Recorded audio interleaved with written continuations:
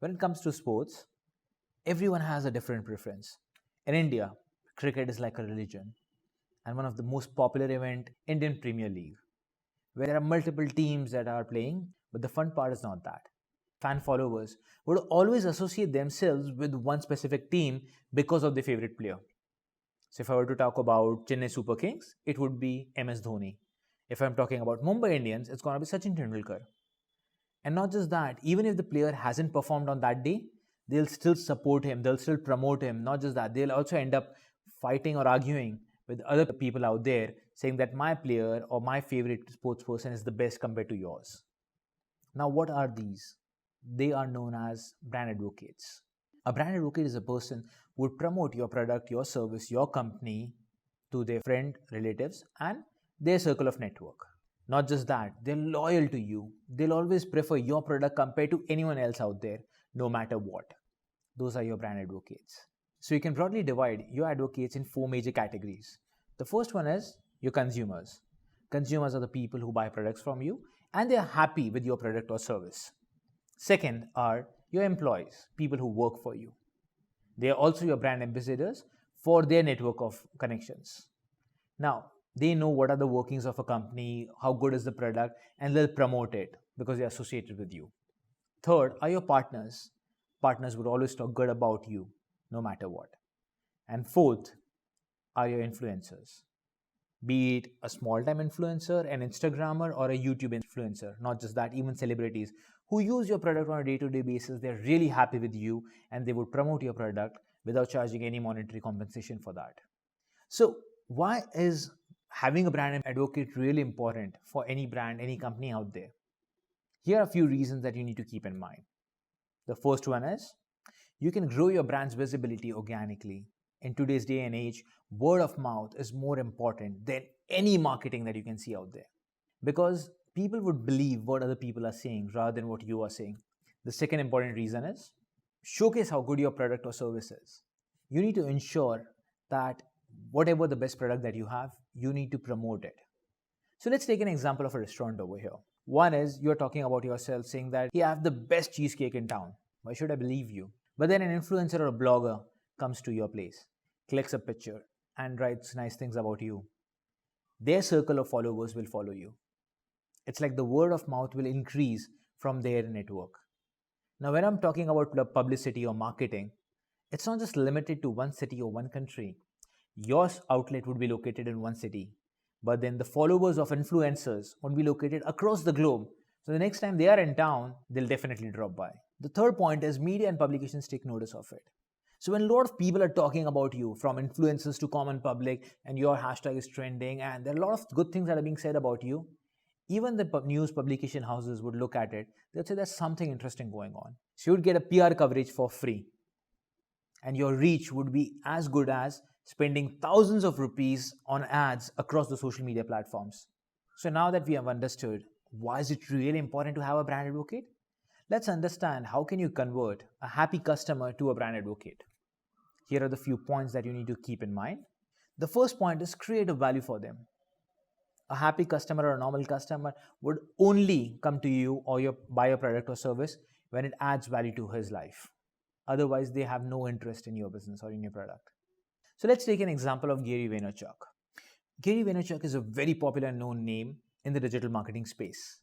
He would talk about motivation, entrepreneurship, and digital marketing. That's adding value to my life. So in a way, I am a brand advocate for Gary Vaynerchuk. And as such, for different product or service, your consumers are going to be talking about you to their circle of friends and colleagues only if you add value to their life. The second point is fun shareable stuff. When we're talking about sharing content, people love when the content is humorous in nature. They would love to talk about it. They would love to share it on their WhatsApp, Instagram, Facebook, across the portals which they use on a day-to-day basis. Let's take an example of Netflix. Now, what Netflix does is they've realized that funny content is always promoted by users.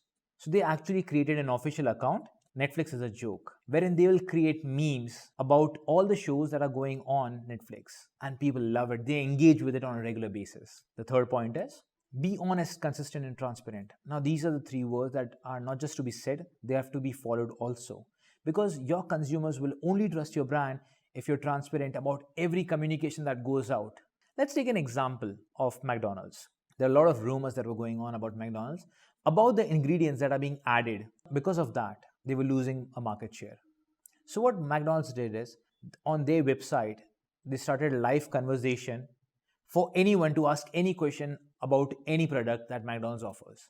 Now this gives a chance to the people to believe in the brand because it's an open conversation with all the consumers across the world. The fourth point is provide a top-notch satisfaction.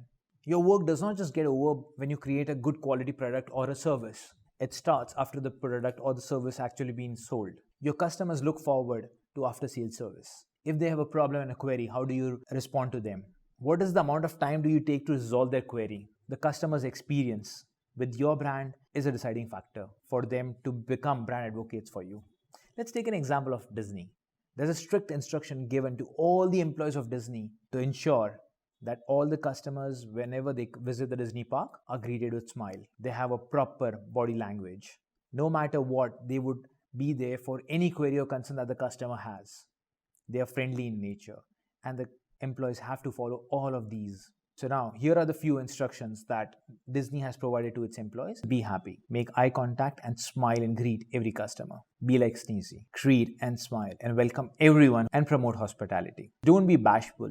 Be like Doc. Provide immediate service when required. Don't be grumpy. Have appropriate body language at all times. Be like Sleepy. Create dreams and preserve the magical experience. Don't be dopey. Thank every guest. The next important thing is listen and adapt to their needs. Now, there are times when a customer would reach out to you, give you a suggestion, maybe an improvement in your product or a service, maybe an add-on value. Listen to them because these are the kind of requirements of masses. And if possible, apply them. Let's take an example of Nike. What Nike realized after the conversation with all its customers is that there is a need for hijab for all the sportswomen, and they actually listened to them and they launched the product and they were promoted and praised. People actually liked it that Nike took an initiative after listening to the people. The sixth point is share your personality. Showcase the world. What kind of a company are you? What is the ideology? What is the kind of belief? What's the kind of work culture that you have? What makes you stand out compared to anyone else? So you need to create a personality for yourself. The seventh point is give employees ownership. Not just ownership, promote them also. Give them a freedom for work because they are your brand advocates. Not just that, they are the face of your brand. And they would talk about you, your product, your service to their circle of connections. Let's take an example of Facebook. When the announcement was made by US President Donald Trump that all the immigrants would be sent back to their country of origin, now this was a major concern across the globe. So what Facebook did was, Facebook recognized all the immigrants that are working over there. Then they had a live discussion with Mark Zuckerberg, wherein they discussed about all the good work that they have done while residing in the country. What are the kind of job profiles that they have? What are the kind of problems that they face? And why they shouldn't be sent back? Now, this was an open discussion. What Facebook did was they promoted its employees and the problems that they are facing. Not just that, they also focus on Women's Day, Men's Day, Mother's Day, and they would feature employees with unique skills and all the opportunities that they have got. They would talk about the experiences that they have while working at Facebook. Now, because of it, all the people who are working at Facebook are really motivated about it and they're happy to work over there. So you need to ensure that you build brand advocates who talk good about you. Brand advocates in the form of consumers, employees, and influencers. So that will finally increase in sales and revenue for your brand.